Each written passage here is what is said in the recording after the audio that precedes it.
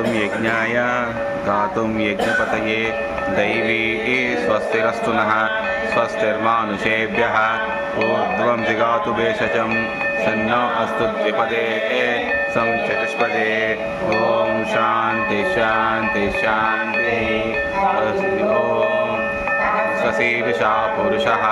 सहस्राक्षः सहस्रपात् स भूमिं विश्वतो वृत्वा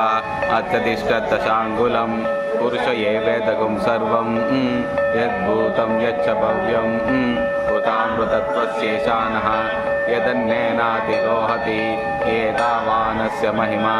अतोऽध्यायागश्च पूरुषः पादोऽस्येव भूतानि त्रिपादस्यावृतं दिवि त्रिपादूर्ध्वते पुरुषः पादोऽस्येह भवात् पुनः विश्वं यक्रामत् शासनानसने अभि तस्माद् विराजजायत विराजो अधिपूरुषः स जातो अत्यरिच्यत पश्चात् भूमिमतो पुरः यत्पुरुषेण हविषा देवा यज्ञमतन्वत वसन्तो अस्यासीदाज्यं ग्रीष्म इत्म शरद्दविः सप्तास्यासन् परिदयः त्रिसप्तः समिदः कृताः देवा यज्ञतन्वाना अबध्नन् परुषं पशुं बहिषि प्रोक्षन्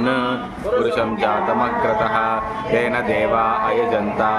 साध्या ऋषयश्च ये तस्मात् यज्ञात् सर्वहुतः तदिदं वृषदाज्यं पशुगस्तागश्चक्रवायुव्यान् आरण्यान् ग्राम्याश्च ये तस्मात् यज्ञात् सर्वहुतः सामानि जग्निरे चन्द्रागंसि जग्निरे तस्मात् अजायन्त एकेशोपयाततः गावोः तग्निरे तस्मात् यत्पुरुषं व्यददुः कतिदा व्यकल्पयन् मुखं किमस्य कौ बाहु बाहुरुपादावुच्येते ब्राह्मणोऽस्य मुखमासीत् बाहुराजन्यकृतः ऊरु तदस्य यद्वैश्चः यागभूमिषु अजायत चन्द्रमा मनसो जातः चक्षुसूर्यो अजायत